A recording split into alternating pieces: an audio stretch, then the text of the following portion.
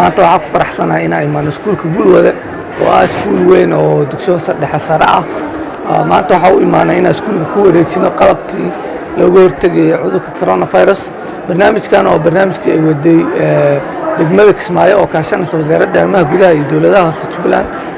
waxaan ku faraxsanahay inaan alaabtan box afxira iyo box sanitizer aan ku wareejiyo.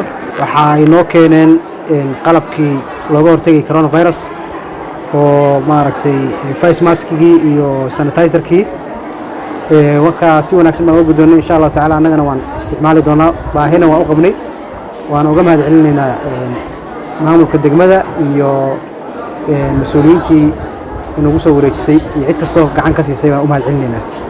ama santiin soo dhawaada.